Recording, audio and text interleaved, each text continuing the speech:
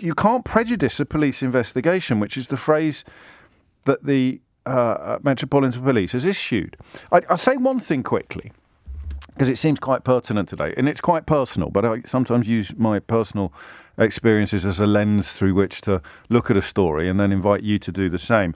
I think, like many people in this country, I grew up having probably a slightly excessive level of trust in both the police and the medical establishment. I've seen an awful lot of people. I've seen the horrors that can occur when trust in the medical establishment gets corrupted and undermined. But it should never be absolute and blind. There's a reason why the phrase "second opinion" is a figure of speech, isn't there? There's a reason why.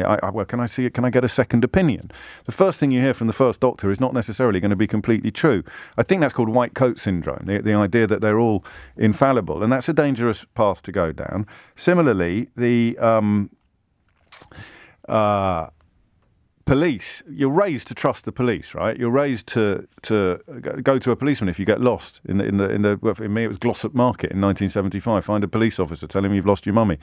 And as you grow older, it begins to, especially if you're a bit naughty, it probably begins to change a bit, that relationship. But there is still a foundation stone of civilized society involves having trust in the institutions, having trust in the police. Mine got shaken to the core by Operation Midland, actually. We did a lot on this programme to cover the allegations described as credible and true that turned out to be nothing of the sort, but they were described, the Carl Beach allegations about various VIPs and paedophilia. They were described by a senior investigating officer as credible and true.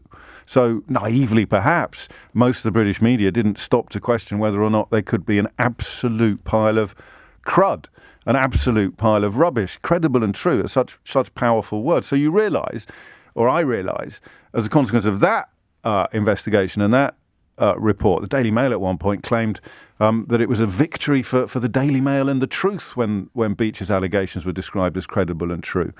I realise that police officers are just fallible human beings like the rest of us, so they can do stupid things. They can make terrible mistakes. I hope they've made a terrible mistake today, because the alternative to me is almost unbearable. The alternative is that they have been politicised. Someone who is a lot better versed than I am in covering the relationship between government and police tells me that the governments are always trying to put pressure upon the Metropolitan Police. They're always trying to politicise stories. They're always trying to get the Met to do what's best for the government. And that commissioners of the Metropolitan Police historically turn around and say, sod off. They historically turn around and say no. I hesitate to say this because I am quietly patriotic and very proud of the institutions that hold this country together. I can't come up with much of an explanation for what's happening today that doesn't involve Cressida Dick being a commissioner of the Metropolitan Police who, when government come calling, asking for the Metropolitan Police to act in their own interest, in the interest of the government, doesn't say no, doesn't say clear off. Awful lot of mystery surrounding the question of why she retains her job after countless scandals and from Sarah Everard, God rest her soul, right back to Daniel Morgan, and of course John Charles de Menezes, which she, I think, was in operational control of when that innocent man was shot dead on the London Underground. So many cases that Cressida Dick has personal involvement in, which are in the annals of the greatest scandals ever undertaken by the Metropolitan Police Service. So that's what one question, and I hate this because I don't do conspiracies. I just don't. I don't buy them for a whole heap of reasons. And this isn't really a conspiracy. This is a thesis. This is a hypothesis, a theory that you're welcome to disprove. And there'll be lots of people listening to this program who have much more experience of the law than I do, either as lawyers or as officers of law and order. Awful lot of people telling me that white coat syndrome, or is it just the same person sending loads of tweets? No, sorry, I got white coat syndrome wrong. It's not what I thought it was. It's when your blood pressure is higher when a doctor takes it because you're nervous in the doctor's surgery than it is when you do it yourself at home. There you go. I'm glad we cleared that up. That's the first mistake of the day. Chalked up and ticked off. 12 minutes after 10 is the time. And that is, for me, at the moment, the most likely explanation is that this investigation has been politicised. They tried to confine it to Sue Gray, which gives them a modicum of hope that they'll be able to control it. Sue Gray ultimately, of course, reports to the Prime Minister, so they are in a way marking their own homework. And they can't do that now because the Metropolitan Police have been shown evidence by Sue Gray that prompted them to think that a police investigation was necessary. And now the Metropolitan Police have called for Sue Gray's report to not contain details of the alleged offences that the Metropolitan Police are investigating. What I want you to do, ideally, because I'd love to end this conversation this morning feeling a little bit more optimistic about the state of the Met. I really would, because I think it is part of the glue that holds our society together. An imperfect, a flawed, on occasions institutionally racist and institutionally corrupt organisation, according to hugely influential and important reports into its operations. Let's be under no illusions about that. Despite my personal naivety and possibly optimism about what the future may hold, institutionally racist, according to Macpherson, institutionally corrupt, according to the Daniel Morgan inquiry. But equally, that's all we've got, guys. It's all we've got.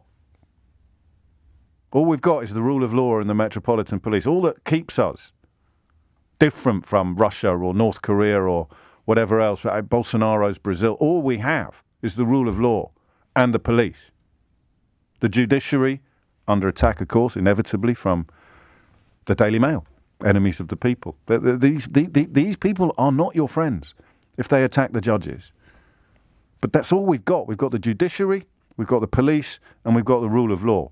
And incredibly, for all their myriad flaws and failings and, for my money, moral transgressions, the Conservative Party, historically, is supposed to be the most doughty guardian of that triumvirate of security, the judiciary, the police, the rule of law. Conservatives, when I was growing up, were supposed to cherish them more than almost anybody else did. Lefties were the ones that were pushing at the boundaries of the rule of law. Lefties were the one having the protests and needing that the Tories would bring in legislation. But the rule of law, the police and the judiciary, that's pretty much all we've got.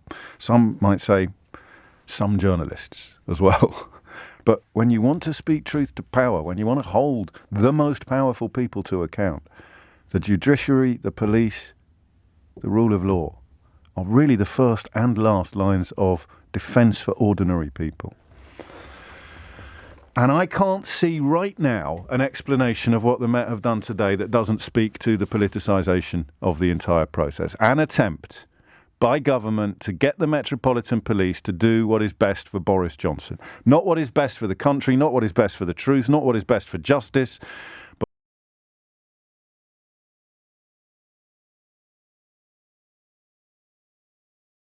what they've really done here is they've raised the bar in far as evidence against Boris Johnson is concerned.